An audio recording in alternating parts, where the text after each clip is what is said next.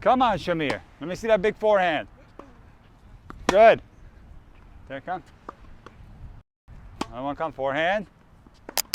That's strong. Get up there, come. And back it up. Baseline, come back up.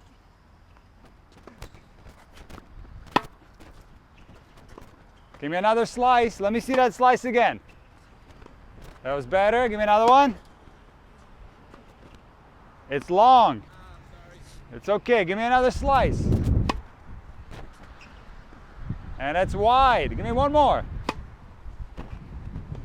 And long again. Shamir, we got to fix your slice, man. So Shamir, those slices are spraying a little bit. I want to help you out and improve your backhand slice. But first of all, can you tell me how you're making slice on the backhand? Yeah, I was taught to just set up here. And then make contact in front and pretend like it's a table and you're going through the table. You're going forward through the table? Yeah. So the ball is obviously spinning like this. So how does that take place? How does the ball spin this way? The racket face, the way in relation to the ball. The racket face, so you have an open racket face when you make contact? Like that? Yes. And you get underneath the ball and then that's how you make it, that's how you make slice? I think so. Okay, so it's not wrong. Okay. That's a way to make slice. But when you look at the best players in the world, you know, players such as Federer or Nadal who have really good slice backhands, they don't make slice that way. So let me explain to you a few different ways to make slice. So Shamir, you are right. If you open the racket face, you will get underspin. But there's some problems with this. So if you hit the ball very hard and you open the racket face, look what happens to the ball. See how it kind of sits up? Yeah. And now the slice is not as effective because what do you want to do with the slice? You want the ball to be low, so your opponent has to bend down, and you want to make life uncomfortable for your opponent. So how do you make the ball to go lower? Where you have to close the racket face. So this open racket face might work if you're very gentle with the ball. For example, on a backhand volley, if you're very softly hitting the ball, you might be able to get a low trajectory, and this might work. Or on a chip return, this might work. But when you take a full swing on a slice and you really accelerate, make the ball go fast, the ball has a tendency to go up. Let me show you again. So open racket face, you see how that ball kind of sits up, and the second bounce is really not that low. Yeah. But watch now, when I hit a slice backhand with a neutral racket face. Now you won't be able to see it because it's going to happen too fast, but look what happens to this slice. Look how much lower this one is. You see the second bounce? Yeah. It's like barely getting off the ground, and this is a much more effective slice. So the real easy way to get a neutral racket face at contact is to change your timing, because the problem is when you hit a slice really fast, you won't really know how the racket face is positioned. You can try it out. So look, when I hit this ball, I don't really know exactly how my racket face is positioned in contact. You try it out. See, okay. Go ahead and really accelerate on your slice, and you let me know whether you know how the racket face is positioned. I don't know, it goes so fast. It goes so fast, it's over in like milliseconds. See, try one more time. I take a full take back and slice it. Oh. It happens too fast. That was a really bad slice, by the way. Yes, yeah. But do you have any idea how the racket face was positioned on that one? Probably towards the ground. That was probably towards the ground, but you really don't know, right? No, I don't know. So there is a way to make the racket face more neutral without doing it consciously at the moment of contact, and that is by making the timing a little bit delayed on the slice. Oh, okay. So let me show you how that works. See, what happens is if I make contact in a continental grip further out front, see, naturally my racket face opens up a little bit. Yeah. You see, in a neutral wrist position, the racket face is open, and the more forward I go, the more the racket face tends to open. So you really don't want to make contact way out front, because look what happens if I make contact later, more behind my body.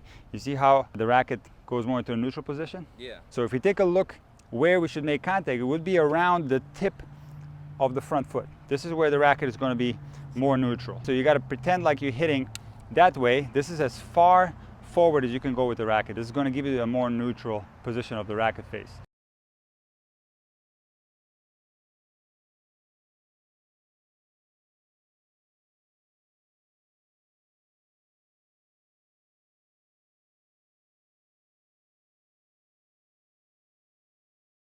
So the simple way to do it is to just delay the contact point and make the contact a little bit later than usual. Okay. And the result of that is going to be a ball that's going to be a lot lower. You see that slice? You see how low it is?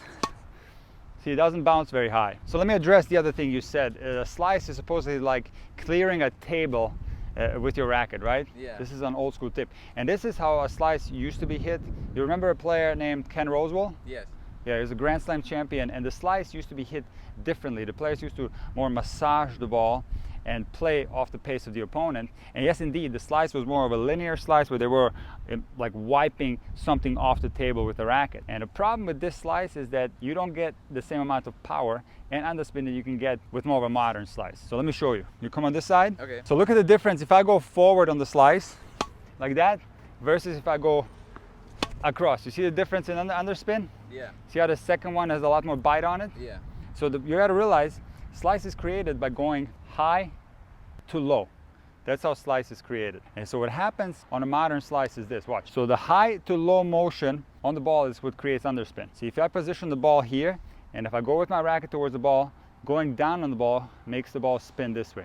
That's underspin, okay? Yeah. Right? And it doesn't matter how my racket face is positioned. I can do this with a completely neutral racket face, and I still get underspin, like this. So naturally, what happens if you focus on hitting high to low, naturally, look where the racket goes. I'm going to go down on this ball, and look at the tip of my racket. It's going to continue to go down and then across my body like this.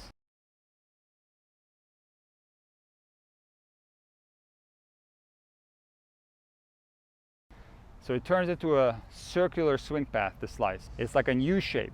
So you start up by your shoulder, you make contact with the ball here, and you basically intend to hit down on the ball, and then naturally the racket is going to continue going down, and it's going to go around the body, and then naturally it's going to come back up on this side. So it's like a U. Look, it starts here, it goes down, and then comes back up on this side.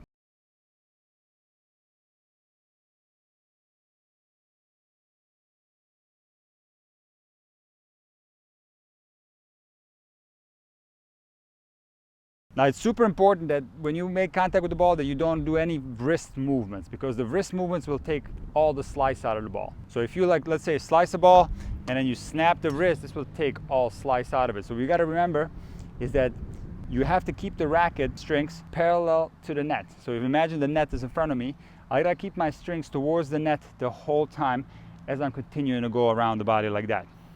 Okay.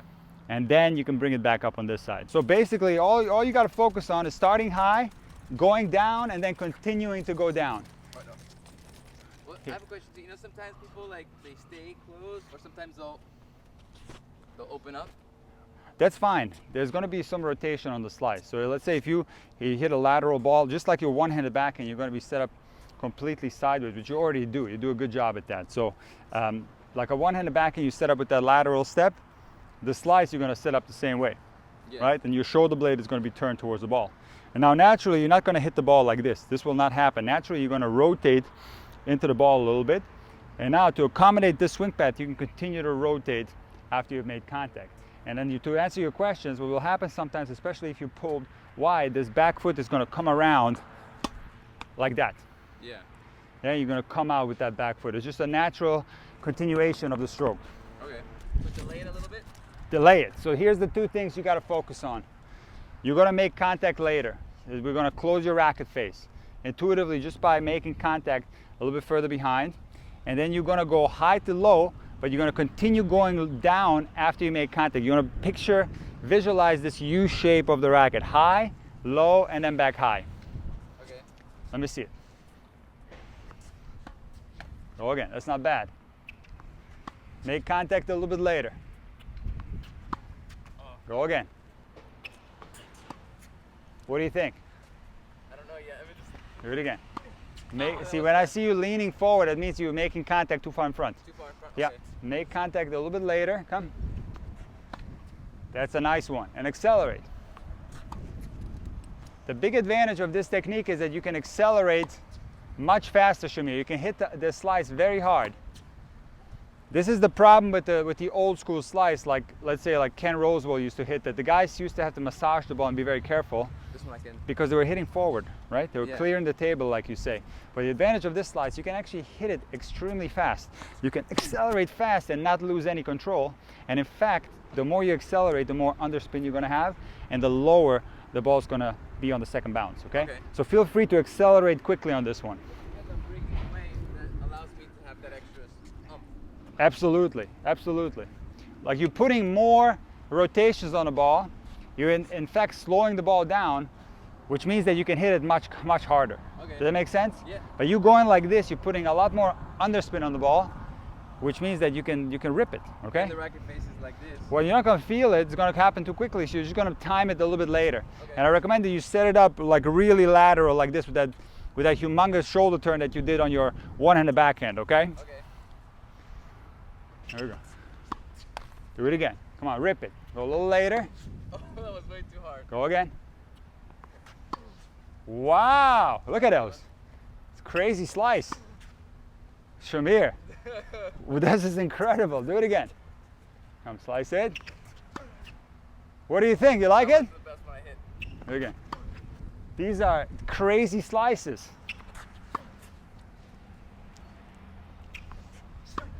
Nice. Come again. Shamir, I can't believe it, man. I'll do a few more. Nice. Come again. Nice, Shamir. Come again. This is crazy. Shamir, how did you learn this so fast? This is unbelievable. These are the best slices I've ever seen. All right, give me a racket tap. Thank you, Nick. One more. That wasn't clean. There it is. All right, good job.